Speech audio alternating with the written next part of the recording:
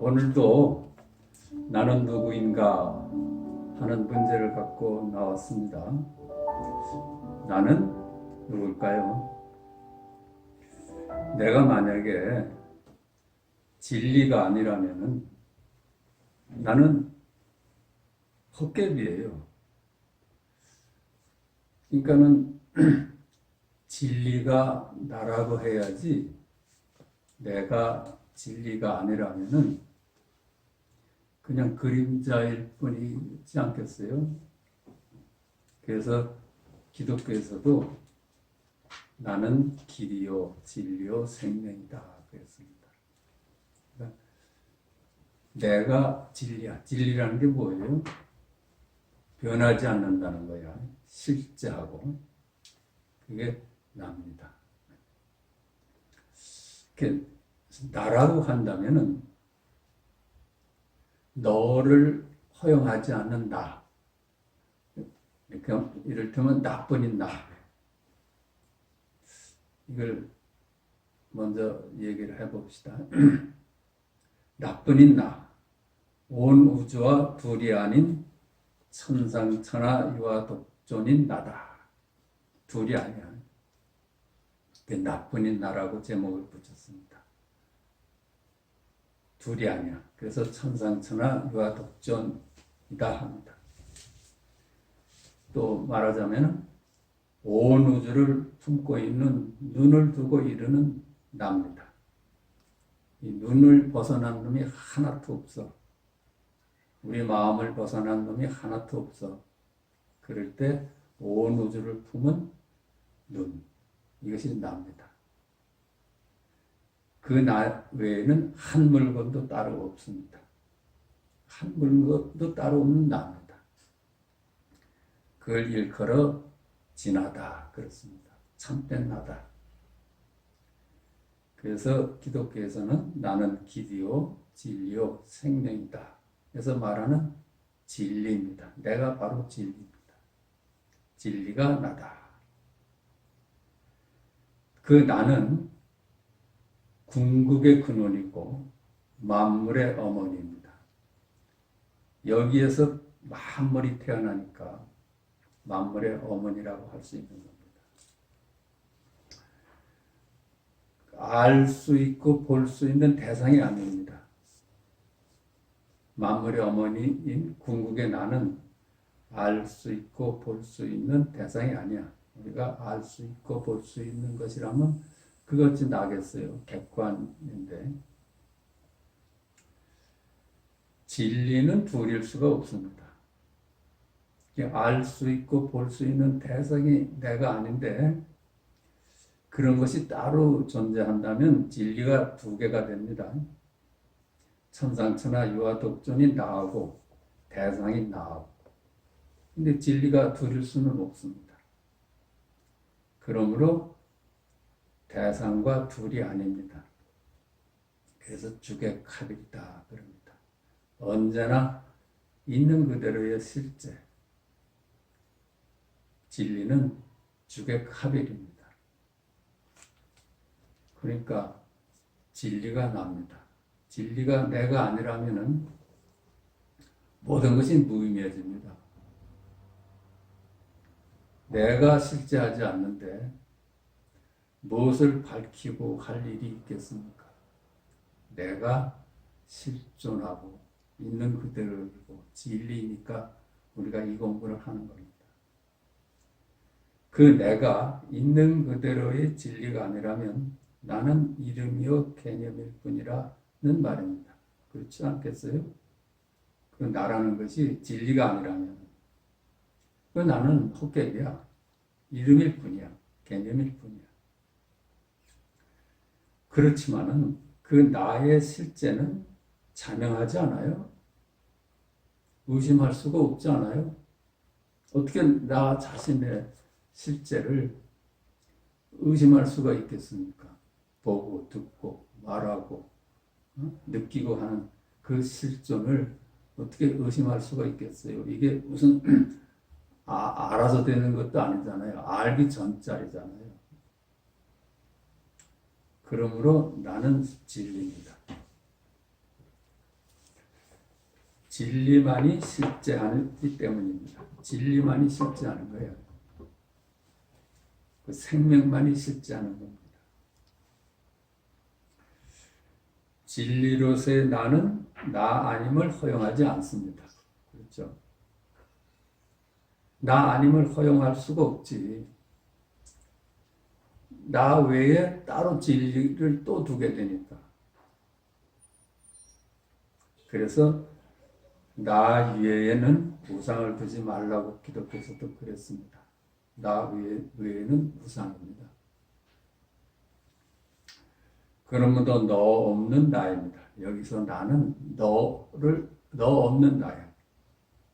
한 물건도 따로 없습니다. 그 외에는 한 물건도 따로 없어. 그러니까 비교할 대상이 없습니다. 나뿐이니까. 그걸 두고 불가에서는 천상천하 유아 독존 그렇게 말을 합니다. 상대가 없어서 알 수가 없고 그릴 수도 없고 찾을 수도 없습니다. 이것이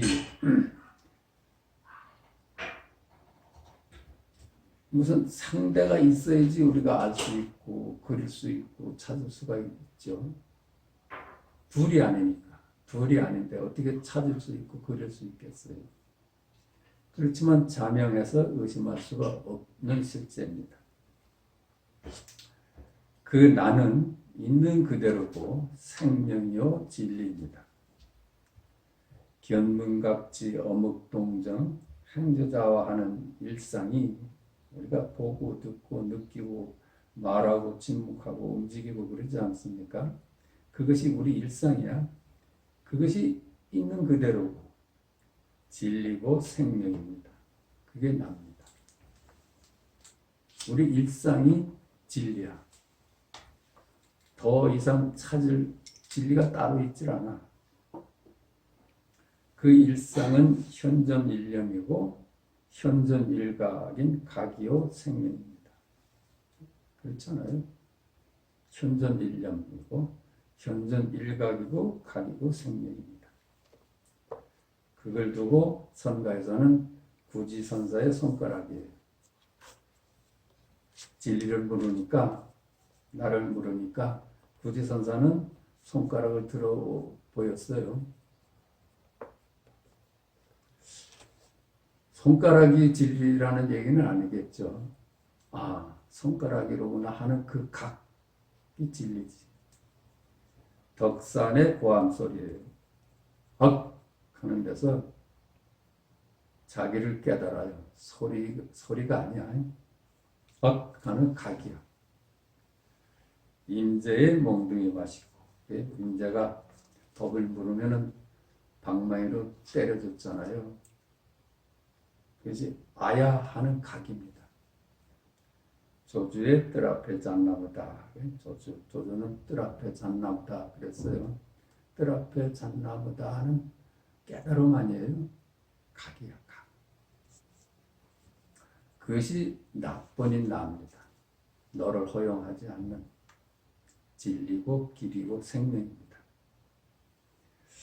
그걸 이제 나뿐인 나라 한다면 너가 있는 나, 너도 있고 나도 있는 나는 어떨까요?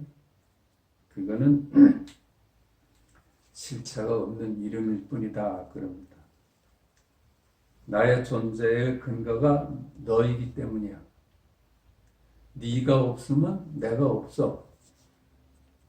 존재의 근거가 너한테 있어. 그러니까 그게 어찌 자성이 있다 하겠어요. 무자성이야, 무자성. 내가 존재하려면 네가 있어야 된다 하면 나는 스스로는 쓸 수가 없는 거야. 그걸 두고 자성이 없다 그럽니다. 그러니까 그 나는 비교의 산물입니다. 네가 있어서 내가 생기니까 너와 나는 비교치가 돼. 너와 나는 이름일 뿐이야. 비교치야. 너와 나를 구별하는 것은 비교만이 쓰입니다. 비교가 사라지면 구별할 수가 없습니다. 그러니까 너도 나도 이름일 뿐이고 비교치일 뿐이고 이미지일 뿐입니다. 실체가 없는 이름일 뿐이고 이미지일 뿐입니다. 언제나 비교와 이로 인한 갈등에 시달립니다. 우리를 힘들게 하는 것은 있는 그대로의 나가 힘들게 하는 게 아니에요. 실제 하지 않는 이름일 뿐인 비교치일 뿐인 내가 나를 힘들게 하는 거예요. 그건 왜 그래요? 고연히 비교를 하고 우열을 따지고 선악을 따지고 미치를 따지니까 그 개념을 따라가다 보니까는 힘들어지게 되는 겁니다.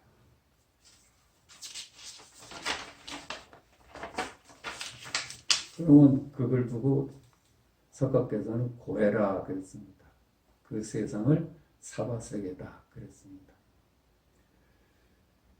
스스로 존재하지 못하고 남한테 의지해서 존재할 수 있으므로 자존할 수가 없습니다.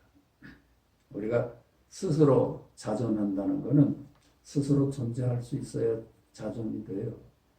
내 존재가 한갓 비교치일 수밖에 없다면 언제나 그림자일 뿐이니까 자존할 수가 없어.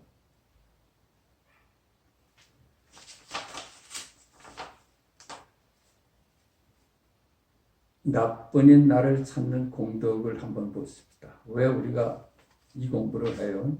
나뿐인 나를 찾는 공덕. 그 스스로 존귀할 수 있습니다. 비교가 가져오는 우열감, 비교에서 가져오는 만족감은 스스로 존귀할 수가 없는 겁니다. 항상 남한테 의존해서 존귀할 수 있으니까 어떤 환경에서도 존귀할 수가 없어.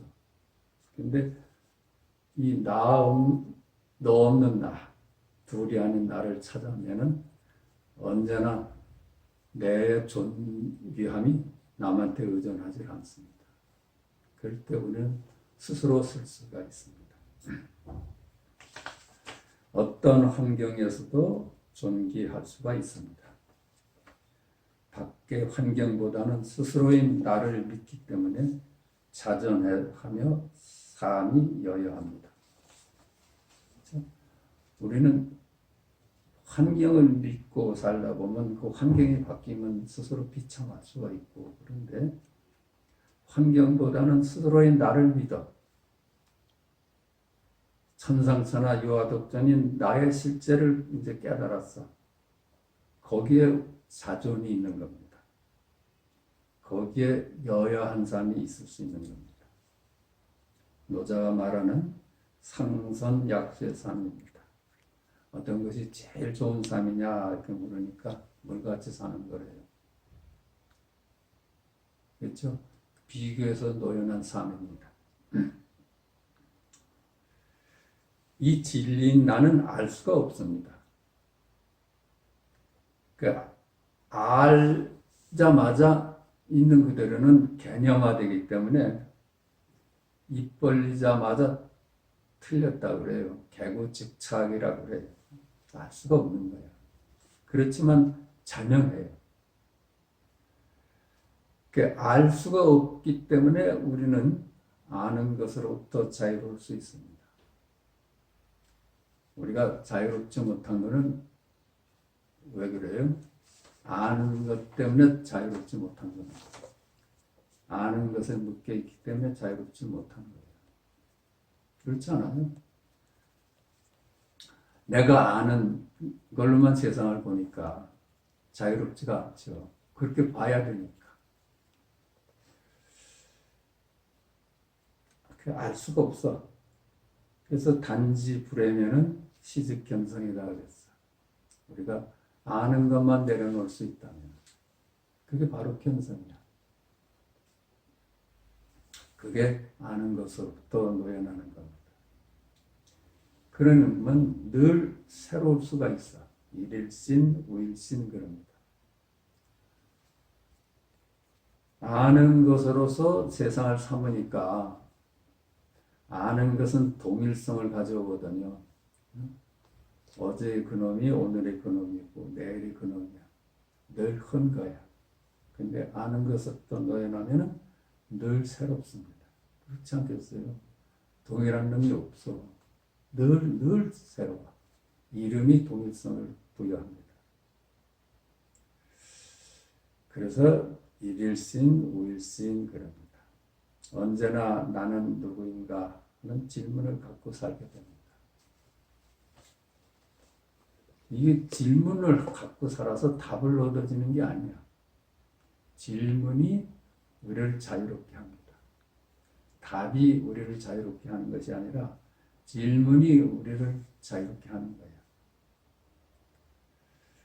단지 불에 진리 앞에 겸손해집니다. 안다면은 우리가 겸손할 수가 없죠. 근데 몰라. 그런 사람은 진리 앞에 겸손합니다. 그런데 그 질문이 바로 생명이고 납니다. 나는 누구인가? 모르는데 나는 누구인가 하잖아요. 그게 생명이 하는 거예요. 나는 누구인가? 이겁니다. 이게 나야. 이게 생명이고 이게 진리입니다. 아무것도 모르겠어. 근데 나는 누구인가? 그러잖아요. 그게 생명이 하는 질문입니다. 그러나 답은 없어. 알자마자 틀려. 개구집착이라 합니다. 입을 벌리자마자 틀린다. 그걸 두고 창조지성이라고 이름도 합니다. 창조가 모든 만물이 태어나는 자리고 거기가 지혜로운 자리입니다.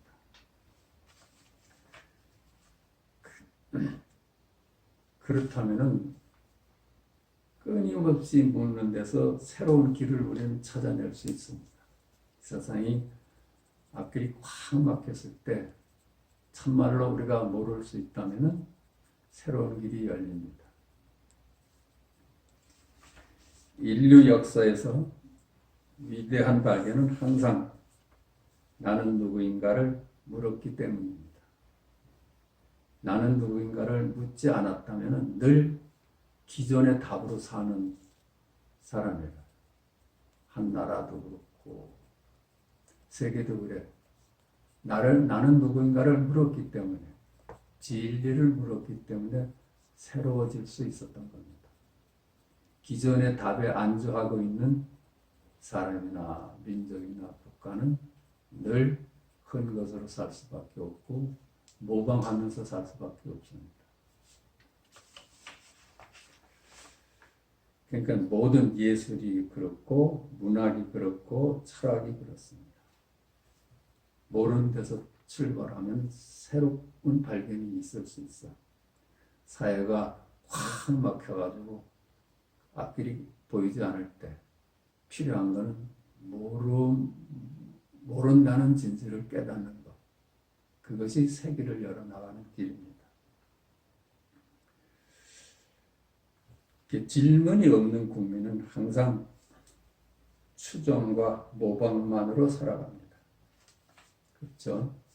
남을 늘 추정하면서 살고 남을 모방하면서 살아. 그러면 한 나라도 세계를 끌고 갈 수 있는 지도국은 될 수가 없는 거예요. 늘 뒷북을 치면서 모방하고 그러면서 살게 되지. 그게 어디 선진국이라고 할 수 있겠습니까? 참말로 우리가 정말로 선진화될 수 있는 길은 모르는 길입니다.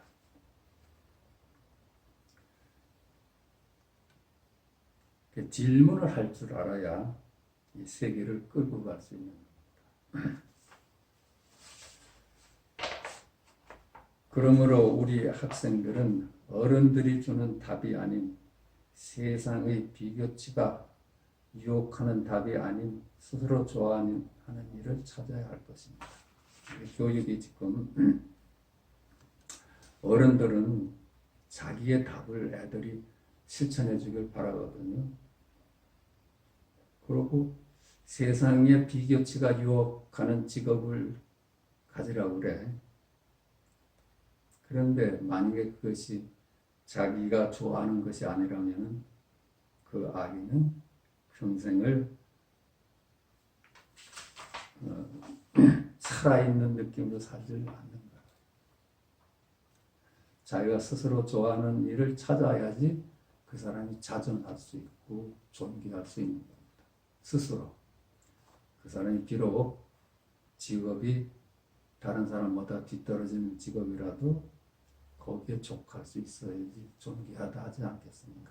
그까지 비교가 주는 우월감이 그 몇 푼 되겠습니까?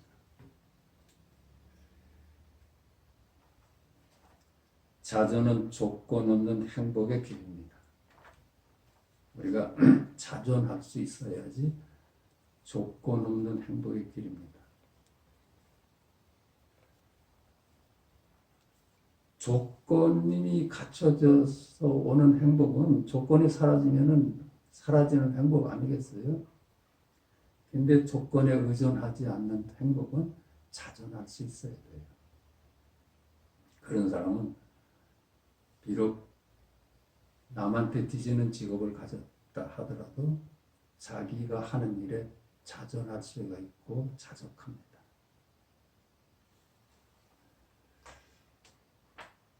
너 있는 나는 조건에 속한 행복을 찾습니다. 둘인 세상은 항상 비교해서 행복을 찾으니까 조건이 필요해요. 근데 그의 행복은 비교 속에만 있어. 그게 어디 행복이겠어요? 자존할 수 있다면 행복은 조건을 필요로 하지 않습니다. 삼조승찬 스님의 말씀대로 지극한 행복은, 지극한 도는 비교를 꺼릴 뿐이다. 그랬어요.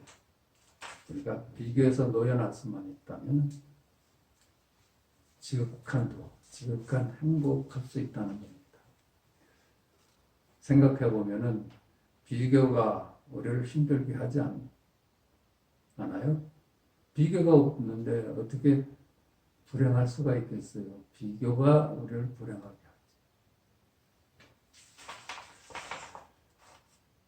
하지. 나뿐인 나와 너 있는 나의 관계. 아까 이제 천상천하 유아독존이 나하고 네가 있고 내가 있는 나.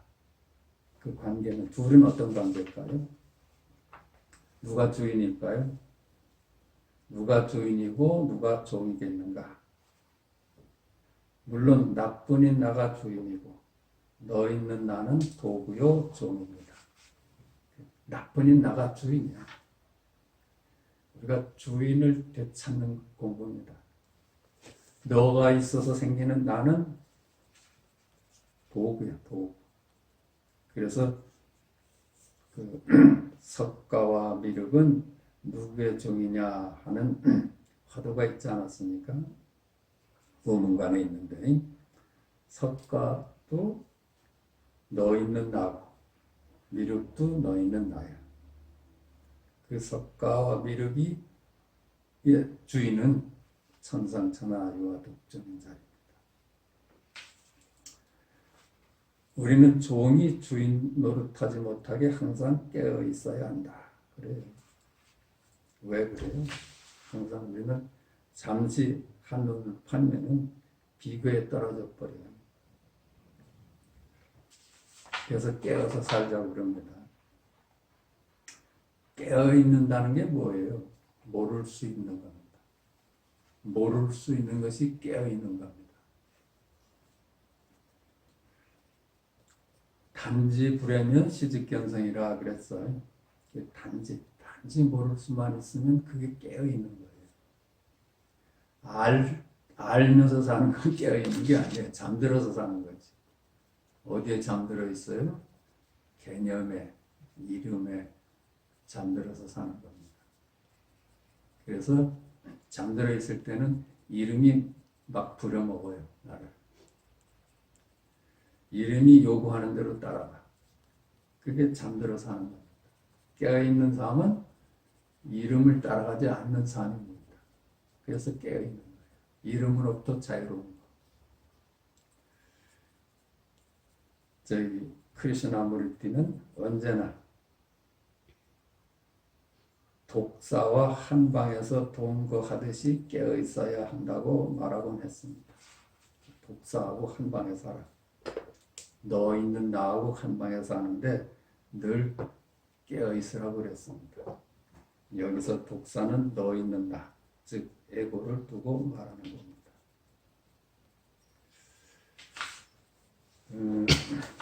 고칙을 한 두 개 준비를 해봤는데 고칙 좀 봅시다. 이게 선문공안지 선문영성의 고칙 68입니다. 수보리가 법을 설할 때 제석이 꽃비를 뿌리니 수보리가 물었다.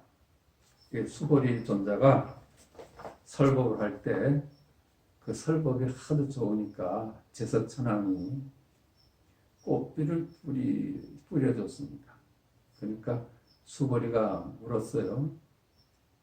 이 꽃은 하늘에서 얻은 것입니까? 땅에서 얻은 것입니까? 사람에게서 얻은 것입니까?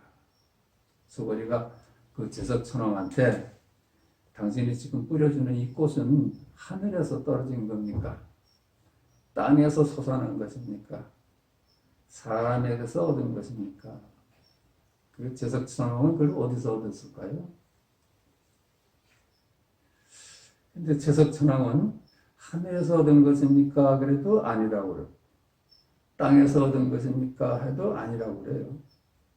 사람에서 얻은 것입니까? 해도 아니라고 그래요. 그 꽃은 어디서 얻었을까요? 그러니까 수보리가 물었습니다. 어디에서 얻은 것입니까? 이 꽃은 어디에서 난 겁니까? 제석은 손을 드니 수보리가 말하였다. 그렇잖아요. 그 꽃이 어디서 나요? 여기서 있지? 그렇지? 그렇지 않아요? 다 둘이 아닌 자리에서 다 꽃도 태어나고 산화도 태어나고 그런 겁니다. 거기가 만법의 근원자리야. 만법이 귀라는 자리가. 이 자리가 여기서 꽃도 태어나고 하늘 태어납니다.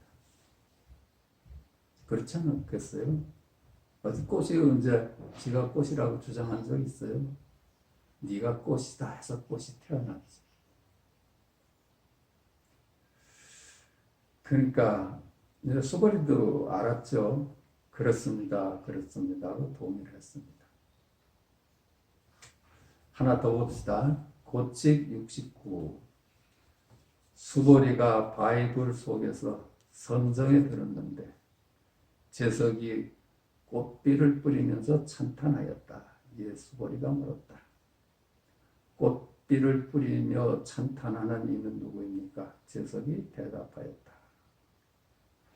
수보리가 바이굴 속에서 선정 삼매에 들었는데 제석천왕이 수행이 대단하니까 꽃비를 뿌리면서 찬탄을 했습니다. 대단하십니다 하고. 그러니까 이 소리를 들은 수보리가 물었습니다. 꽃뿌리를 뿌리며 찬탄하는 이는 당신은 누구입니까? 제석이 대답했습니다. 나는 천재입니다. 제석천왕입니다. 존자께서 반야를 잘 말씀하시는 것을 보고 이렇게 와서 찬탄하는 것입니다. 당신이 참으로 법을 잘 말씀하시는 걸 보고 이렇게 와서 제가 찬탄을 합니다. 그랬어요. 그러니까 수보리가 이렇게 답을 합니다.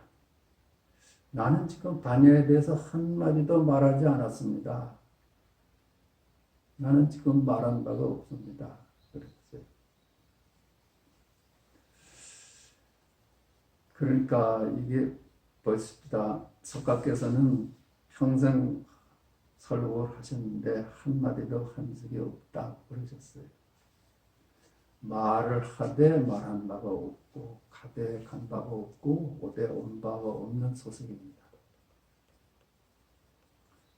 전부 지금 여기 일이에요.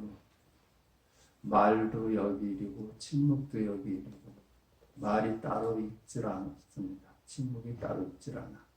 전부 말을 따라가지 않으면 각입니다. 그걸 지금 찬탄하는 겁니다. 나는 반야에 대해서 한마디도 말하지 않았습니다. 그랬더니 제석천왕이 이렇게 얘기를 합니다. 존자께서 말하지 않았으니 나도 듣지 않았습니다. 존자께서는 말씀하지 않았다. 말했으나 말하지 않았다 하셨는데 나도 들었으나 들은 바 없습니다. 말함도 없고 들음도 없음. 이것이 참으로 반야를 말하는 것입니다. 말하되 말한 바 없고 듣되 들은 바 없으니 반야를 말하고 반야를 들은 것입니다. 이런 소식입니다. 자, 오늘 또 성경으로 좀 보십시다. 성경으로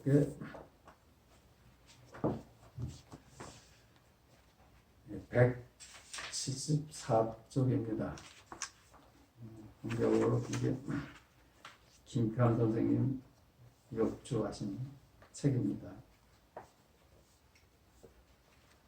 19. 언제 불도를 행했나? 언제 불도를 행했나?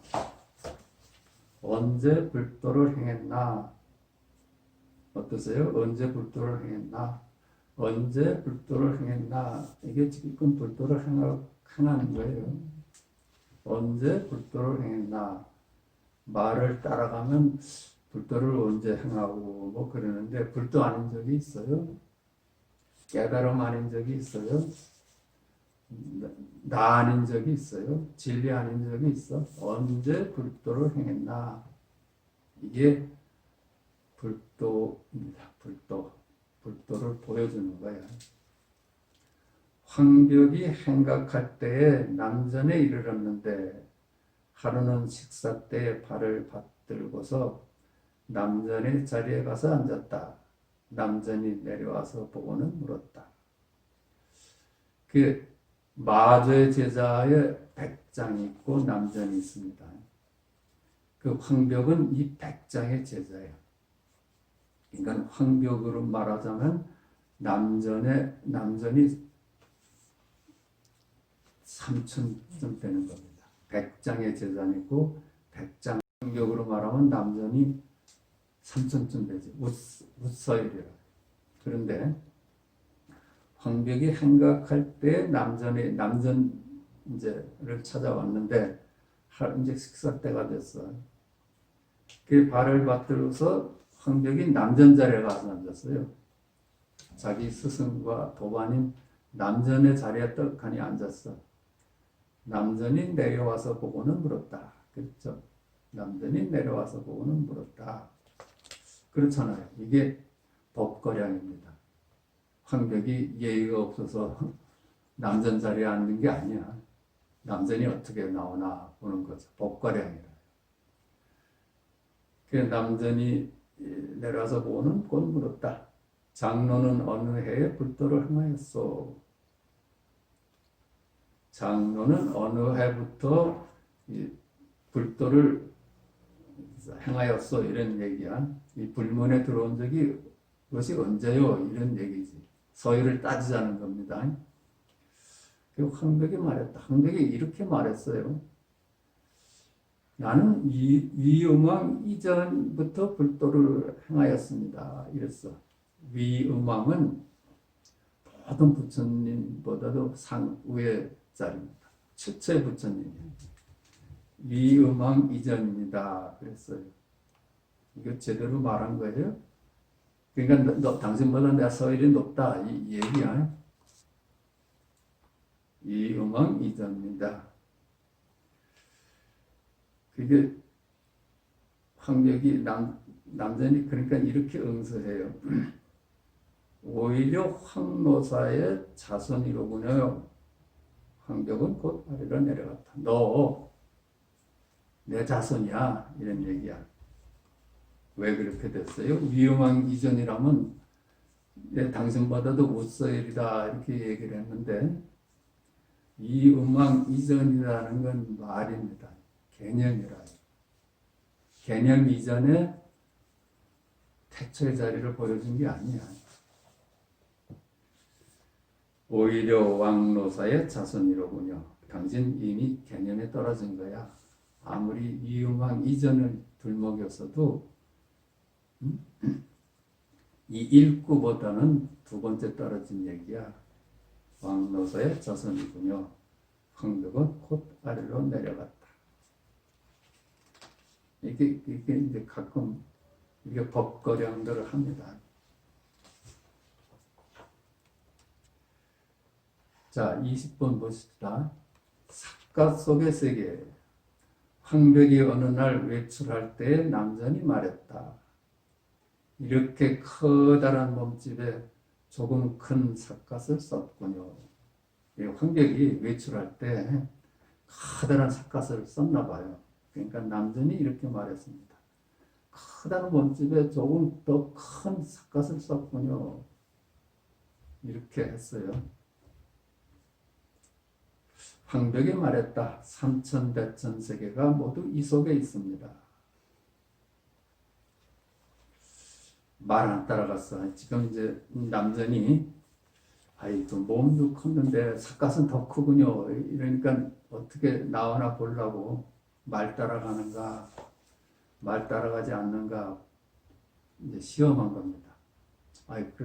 말을 따라갔던 황벽이 지금 제 몸보다 너무 컸나 봅니다. 이렇게 말할 수도 있는데 황벽은 그 말에 속지 않고 삼천대천세계가 모두 이 속에 있습니다. 다 여기 있습니다. 당신 크고 작고 이렇게 분별을 하는데 다 지금 여기 있습니다. 왜 당신은 크고 작은 걸 원하십니까? 큰 것도 여기 일이고 작은 것도 여기 일인데 왜 분별을 하십니까? 남전이 말했다. 그렇다면은 이 나는 어디에 있습니까? 당신이 지금 삼천대천세계가 모두 이 속에 있다 했는데 이 남전은 지금 어디 있습니까? 어디 있어요?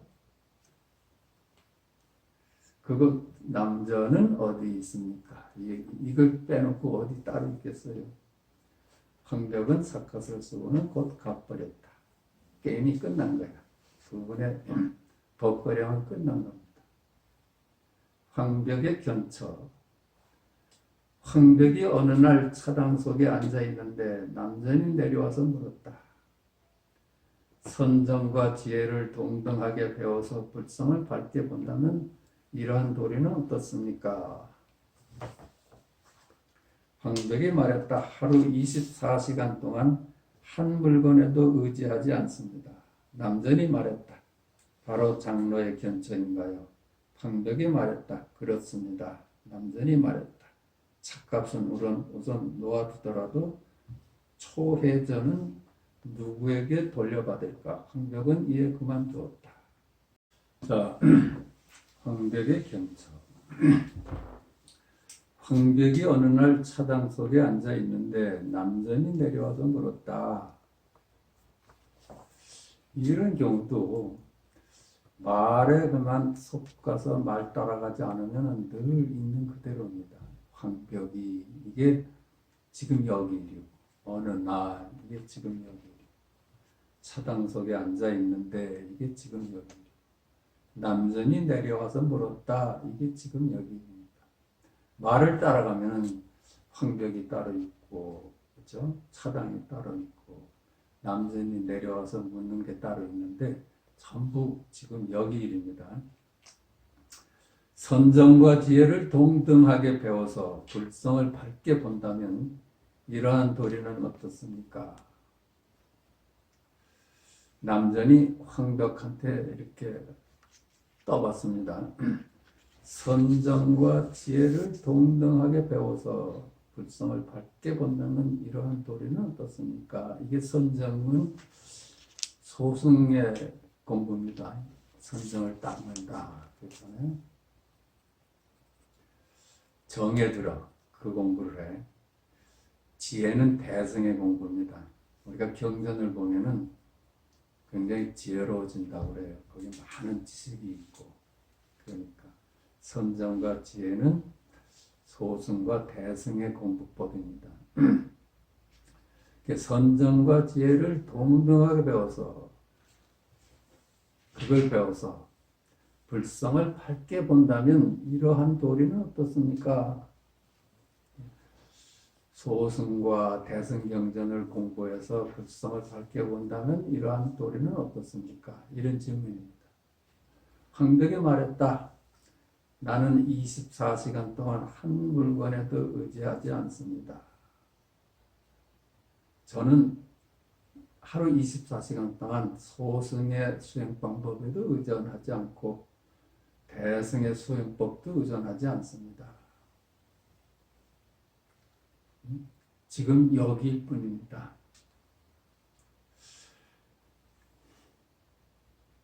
경전에 의존하지 않는다는 얘기야. 조사선의 아주 특징이죠.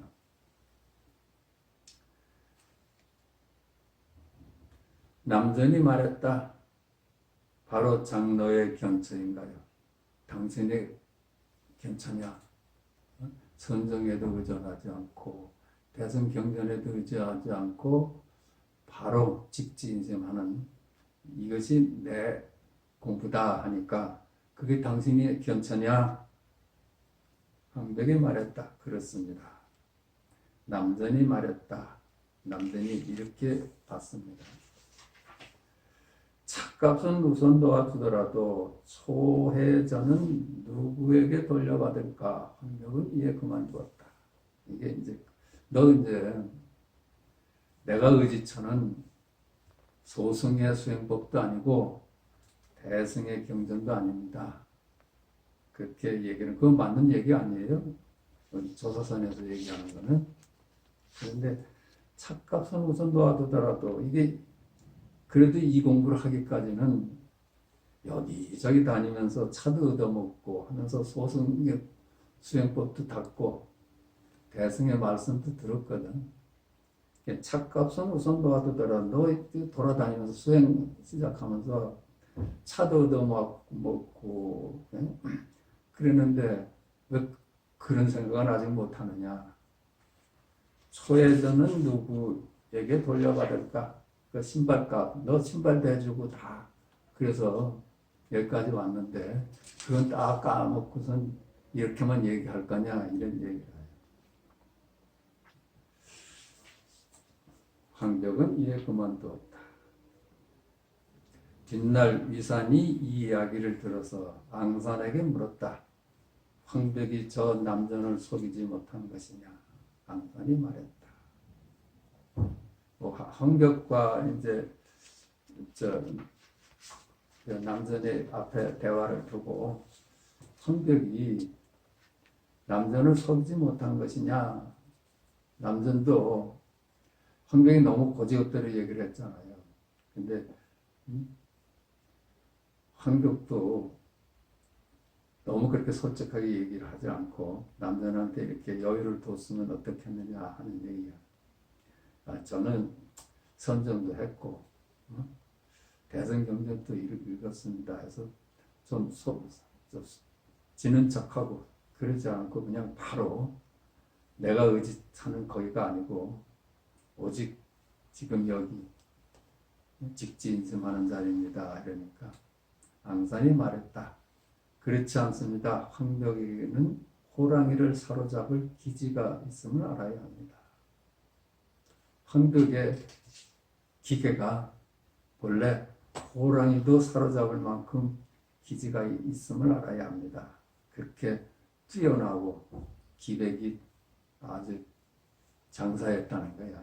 자기 법에 대한 우물쭈물하는 게 없잖아요. 이산이 말했다. 그대의 안목이 이렇게 컸구나. 자기 제자 앙산을 칭찬하는 겁니다. 너 안목을 보니 그렇게 말하는 걸 보니까 안목이 참으로 컸구나. 남을 다듬기 22번입니다. 어느 날 보청할 때에 남전이 물었다. 어디로 갑니까? 황백이 말했다. 나무를 다듬으러 갑니다. 남전이 말했다. 무엇을 가지고 다듬습니까? 황백이 칼을 세워 보이자 남전이 말했다. 다만 손님이 될 줄만 알았지 주인 노릇을 할지 모르는군. 황백은 칼을 3번 두드렸다. 남을 다듬기 아니? 어느 날 보청, 울력하는 게 서로 이제 작업할 때 남전이 물었습니다. 어디로 갑니까? 황백이 말했다. 나무를 다듬으러 갑니다. 제가 오늘 할 일은 나무를 다듬는 일입니다. 이렇게 말했어요. 그러니까 이제 남전이 기회다 하고 그 나무는 무엇을 가지고 다듬습니까? 이렇게 물었습니다. 그러니까 황백이 칼을 세워 보이자, 그러니까 칼을 보여줘. 이 칼로 이제 그 나무를 다듬습니다. 이러니까 남전이 이렇게 얘기를 합니다. 다만 손님이 될 줄만 알았던 주인 노릇을 할 줄 모르는군. 객인 줄, 객 노릇을 하는구나. 주인은 어때? 손이, 이 칼이 나무를 다듬는 거예요. 그렇죠? 칼이 나무를 다듬는 거 아니야. 입이 말을 하는 게 아니야. 본래 이 생명자리, 진리가 하는 일이지, 그 칼이 하는 일이 아니라. 그 전에도 그거 봤잖아요. 거기에도 이런 차가 있느냐, 그러니까 찻잔이 있느냐, 그러니까 이런 찻잔은 우리 고향엔 없습니다. 그럼 뭘 가지고 차를 먹냐? 그게 그런 질문이에요. 이 칼 가지고 나무를 다듬습니다. 근데 칼보다 더 주인 자리가 있잖아요. 칼을 쓰는 자리가 있잖아. 그걸로는 왜 잊어버리고 그 칼에 가서 머무느냐? 그러니까 주인 노릇 할 줄 모르고 객 노릇만 하는구나 이렇게 얘기를 했어. 그랬더니 황벽이 칼을 3번 두들겼다. 네? 그렇죠? 그 자리가 쓰는 거야. 23번 좋은 사냥개. 하루는 5사람이 새로 찾아와 동시에 만나보았는데 그중 한 사람은 절을 하지 않고 손으로 동그라미를 한번 그리고서 서 있었다. 그게 말했다. 황벽한테 5사람이 찾아왔어요. 그 5사람을 동시에 만나보았는데 4사람은 다 절을 하고 이제 그러는데 한 사람은 절을 하지 않고 손으로 동그라미를 크게 그리고선 서 있었어요. 이게 법가령 하자는 겁니다. 그렇지 않게 가서 이해를 하지 않고 떡하니 서가지고선 원을 하나 다 그리니까 법거령 하는 거지.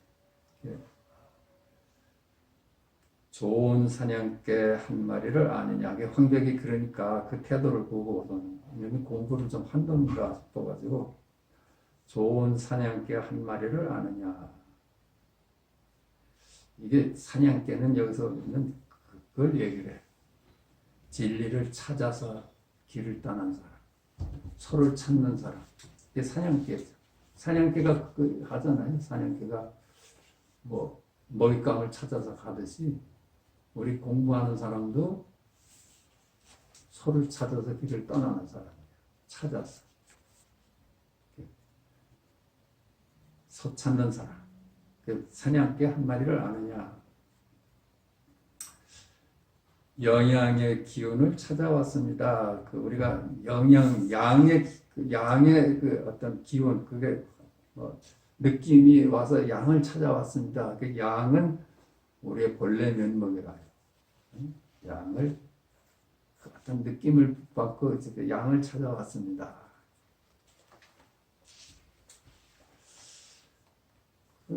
그렇죠. 우리가 시무도에서도 그렇죠. 시무를 하고 소를 찾아서 길을 떠나고 견적하고 발자국을 보고 견우하고 득우하고 이런 과정이 있잖아요. 영양의 기운을 찾아왔습니다.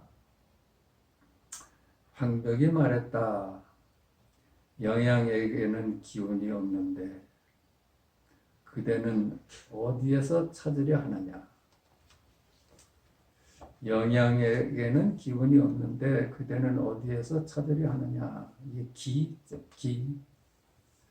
이 우리 그 동양에서도 이기 이론이니 이기 이원이니 이런 말이 있습니다. 이와 기가 둘이냐, 이와 기가 하나냐 하는 설이 갈리고 그랬어요. 근데 본래는 이와 기가 둘이 아니겠죠. 이기 이론론으로 통일이 됐다고 합니다. 그러니까 주객이 둘이 아니에요.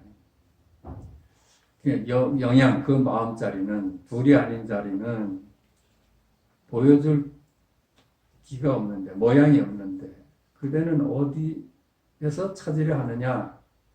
영양의 발자국을 찾아왔습니다. 그렇게 얘기하니까 발자국을 보고 찾아왔습니다. 그랬어요. 또 황벽이 말했다. 영양에게는 발자국이 없는데 그대는 어디에서 찾으려 하느냐. 이 둘이 아닌 자리는 흔적이 없어요. 오고감에 끊어져 있어서 찾을 수가 없어. 그 자리는 발자국이 없는데 발자국을 남기는 법이 없는데 그대는 어디에서 찾으려느냐. 그러니까 영양의 흔적을 찾아왔습니다. 이렇게 또 말을 바꿉니다. 황벽이 말했다. 영양에게는 흔적이 없는데 그대는 어디에서 찾으려 하느냐. 둘이 아닌 자리는 어떤 모양도 없고 이름도 없고 그래요. 그러니까 찾을래야 찾을 수가 없어. 흔적을 남기지는 않습니다. 그러니까 말이 막히니까 이 녀석이 그렇다면 죽은 영양입니다. 그거 죽은 영양이지 어떻게 영양이 흔적도 없고 발자국도 없고 기도 없습니까? 그렇다면 그건 죽은 영양입니다. 이렇게 대꾸를 했어요. 그러니까 황벽은 여기에서 그만두었다. 공부가 어디까지 갈 줄 알았는데 여기서 말을 막히니까는 그냥 죽은 영양이다 이러니까 그 황벽은 여기에서 그 대화를 그만두었다. 다음날 법자에 올라 설법이 끝난 뒤에 물었다. 어제 영양을 찾던 스님은 앞으로 나오너라. 하루 자고 나서 불러냈습니다. 그 승려가 곧 앞으로 나오자 황벽이 말했다. 내가 어제 이후로 아직 말을 하지 않았는데 어떠냐. 이 기회를 준 겁니다. 황벽이 여기까지 안내를 했어. 이 사람이 기운을 찾아서 흔적을 찾아왔습니다. 그랬다 발자국을 보고 찾아왔습니다. 흔적을 보고 찾아왔습니다. 이게 다 황벽이 끊어졌잖아요. 둘이 아닌 자리는 찾을 수가 없다. 모양도 없다. 여기까지 끊어지고 지가 하룻밤 자면은 깨달은 게 있지 않을까 하고 기대를 하면서 질문을 합니다. 내가 어제 이후로 아직 말을 하지 않았는데 너한테 묻지를 않았는데 깨달을 기회를 너한테 주었는데 거기서 말을 끊고 다 부정을 해줬으니까 그러면 네가 찾을 줄 알았는데 이거야. 이렇게 기대를 하면서 물었습니다. 어떠냐? 너 이제 뭘 찾았느냐? 그 승려가 말이 없자 황벽이 말했다. 본래 모습을 지닌 납승인 줄 알았는데 원래 다만 뜻으로 배우는 사문이었구나. 내가 너한테 좀 기대를 했는데 납승인 줄 알고 기대를 했는데 원래 말만 배우는 사문이었구나. 이렇게 얘기가 끝났습니다. 하나 더 합시다. 24. 대휴와의 인연. 황벽은 일찍이 대정을 흩어버리고 홍주의 개원사에 머물렀던 적이 있었다. 대휴 상궁이 하루는 개원사로 들어와서 참배할 때 벽에 그린 그림을 보고서 주지에게 물었다. 이건 너무 유명한 얘기입니다. 황벽선사가 어느 이제 절에 와서 머무실 때야. 근데 배유라는 그 상공이 그 절에 왔어요. 그 와가지고서는 그 절에 걸려진 옛 주지 스님들의 초상을 보면서 이 초상은 여기 있는데 이 사람들은 지금 어디 있을까 이렇게 물었거든. 그랬더니 거기 옆에 따르던 스님이 대답을 할 줄 몰라요.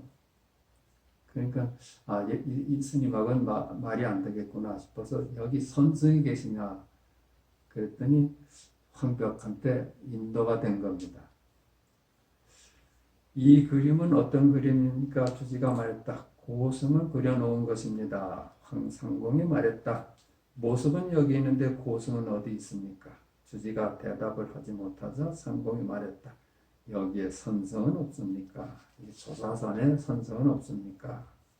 주지가 말했다. 한 사람이 있습니다. 상공이 드디어 황벽을 청하여 만나보고는 앞서의 이야기를 가지고 황벽에게 물었다. 이에 황벽은 배유를 불렀다. 배유 앞에 가가지고 이렇게 물었습니다. 저 앞에 가보니까 역대 주지 스님들이 초상에 걸려있는데 그 초상의 주인은 지금 어디에 있습니까? 이렇게 물었습니다. 그랬더니 황벽이 벼랑간에 배유 그러거든. 배유. 황벽이 얼떨결에 예 했어요. 그렇게 대답했자 황벽이 말했다. 어디 있습니까? 당신은 지금 어디 있습니까? 상공은 그 말을 듣고서 깨달은 바가 있었다. 그리하여 다시 황벽에게 개당하기를 청하였다. 그 황벽이 그 배우가 딱 그 황벽한테 반한 것이 이 자리입니다. 그래서 평생 스승으로 모셨다고 합니다. 자, 오늘은 이만 끝이겠습니다.